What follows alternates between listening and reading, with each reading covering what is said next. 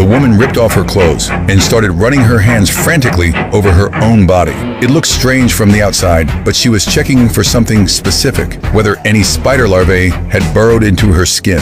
Then something shifted inside the cave behind her. Alice jumped up and ran, only to realize her left leg was badly injured. The one thing working in her favor was that the creatures living in these caves couldn't handle sunlight. That bought her just enough time. She pulled off her sock to look at the wound, then took out a bullet, used her knife to carefully pry off the tip, and poured the gunpowder directly into the wound. The heat from the ignition cauterized the tissue instantly, sealing the wound and stopping the bleeding. Alice could move again for now, but to unravel how she got sent here and find a way back to the human world, she would have to cross 800 miles of open desert. She knew that desert wasn't just empty land, it was full of things that wanted to kill her.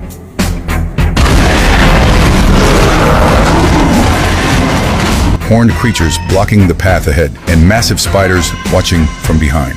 Once night came, those spiders would flood out in force, and Alice would have to deal with all of it. 1 hour earlier, a UN research team had gone missing without explanation. The only thing left behind was a broken distress signal over the radio. When Alice led her rescue squad to the last known location, something immediately seemed wrong. The armored vehicle the team had been driving left tire tracks that just stopped, like the vehicle had been lifted off the road before anyone could make sense of it. A storm exploded over the ridge in the distance, a wall of black sand moving fast and consuming everything in its path. Alice remembered the missing team had mentioned something like this before they vanished. She didn't hesitate and ordered everyone to move immediately, but the storm was faster than anyone expected. It swallowed them in seconds. The driver kept the wheel straight and pressed forward, while lightning struck down around them, each bolt hitting one of the stone markers lining the road. Ancient symbols carved into the stone lit up bright, and a portal tore open in front of them, leading nowhere they knew.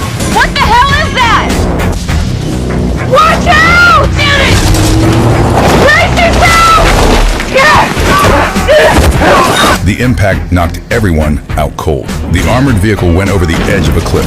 The world broke apart and spun until everything went dark. When they came to the black storm was gone. The landscape around them still looked like desert, but Alice immediately sensed something was off. Through the haze in the distance, there were structures rising up, buildings that weren't on any map they had, and which meant they had come down somewhere completely unfamiliar. And it got worse. The lightning had wiped out every GPS and satellite signal. The patrol vehicle was barely holding together. Alice figured she could use the sun to navigate back to base. Then a scout's voice came through, shaking. Boss, Send it. something you gotta see.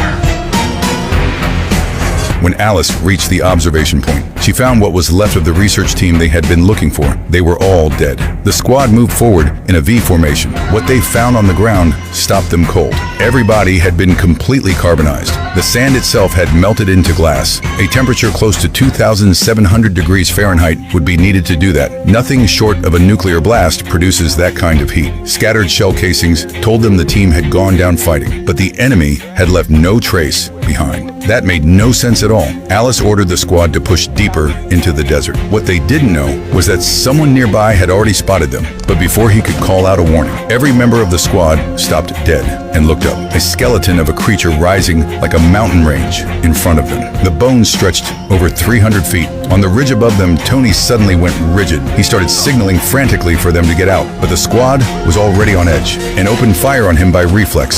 Cease fire! Cease fire! What's going on? It's just chalk. They had no idea. The real threat wasn't the hunter on the ridge. It was something buried in the sand beneath them. Link, back in the vehicle! Death Dealer, move! Alice shouted for everyone to fall back immediately, but the horned creature was faster than anything they were ready for. Even with everything Alice had, she couldn't shake it. She could only watch as it flipped the armored vehicle like it was nothing. As it burst from the ground, the full picture finally came into view. Pitch black all over. Two massive horns pointing straight at the sky. Eyes burning red with something that looked like hunger.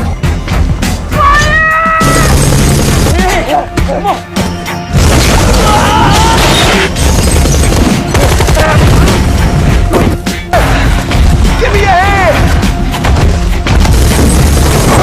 And standard weapons did absolutely nothing to it. Alice called for the rocket launcher, but before anyone could pull the trigger, the creature launched the 10-ton armored vehicle through the air. The impact threw Alice and the others clear of the wreckage. One teammate had barely crawled out of the cab when the creature drove a horn straight through his back. Knowing he wasn't making it out, he made a choice, pulled the pin on a grenade, and held on. The explosion didn't seriously hurt the creature, but it gave Alice and the others just enough time to run. They sprinted toward the rock formations behind them without looking back. Alice nearly got caught covering the retreat, but Tony came through at the last second and slowed the creature down. Even then, it kept coming, until it smashed into something and snapped one of its own horns off. That finally made it turn away. Everyone watched it go and let out a breath, but they didn't know. When the sun went down, something worse was already moving toward them. Alice never saw it coming. A creature hit her in the shoulder with a venomous stinger in the dark, and she went down. One of her teammates found the opening and shot the creature in the eye. It backed off, but the venom had already stopped Alice's pulse. More creatures were closing in from every direction, and the squad had no choice but to leave her. Even Tony couldn't change what was coming. He could only stand there as the rest of the squad was taken down one by one.